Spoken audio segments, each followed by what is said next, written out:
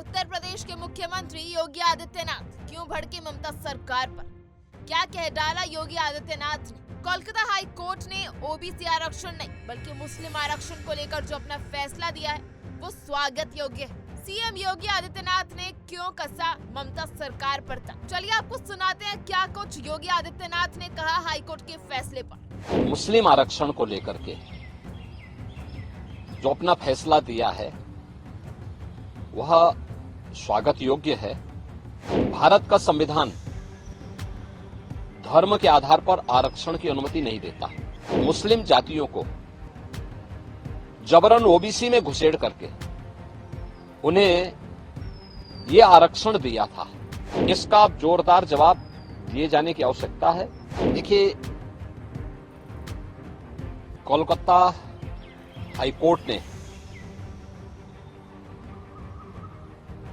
OBC आरक्षण नहीं बल्कि मुस्लिम आरक्षण को लेकर के जो अपना फैसला दिया है वह स्वागत योग्य है। भारत का संविधान धर्म के आधार पर आरक्षण की अनुमति नहीं देता। वेस्ट बंगाल की मुख्यमंत्री टीएमसी की सरकार ने राजनीतिक तुष्टीकरण की पराकाष्ठा पर चलते हुए सन 2010 में 118 मुस्लिम जातियों को जबरन ओबीसी में घुसेड़ करके उन्हें यह आरक्षण दिया था। यानी 118 ये जातियां, इसका मतलब ओबीसी का हक जबरदस्ती हड़प रही थी।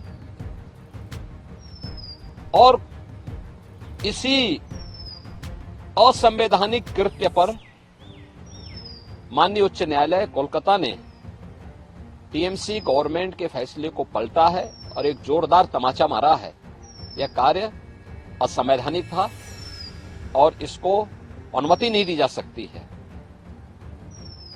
स्वाभाविक रूप से बाबा साहब भीमराव अंबेडकर ने भी देश के संविधान सभा में इस बात को कहा था, बार बार कहा था। आरक्षण भारत के अंदर अनुसूचित जाति जनजाति के लिए और मंडल कमीशन के बाद ओबीसी के सामाजिक और आर्थिक पिछड़ेपन को ध्यान में रखते हुए यह आरक्षण की व्यवस्था की गई थी। लेकिन धर्म के आधार पर आरक्षण की इजाजत भारत का संविधान कभी नहीं देता। और बाबा साहब भीमराव अंबेडकर ने इसके लिए बार बार देश को वार्न किया था कि धर्म के आधार पर भारत का विभाजन हुआ था।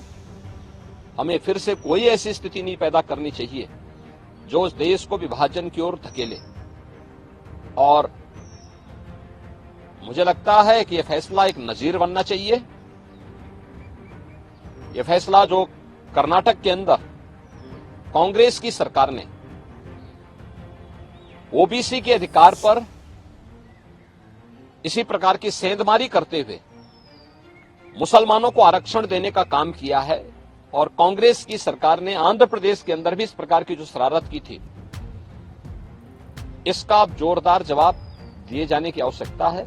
और मुझे लगता है कि किसी भी प्रकार के उस कार्य को जो असंवैधानिक हो, भारत के विभाजन की आधारशिला रखने वाला हो, भारत को कमजोर करने वाला हो, उसको कतई स्वीकार नहीं किया जाना चाहिए।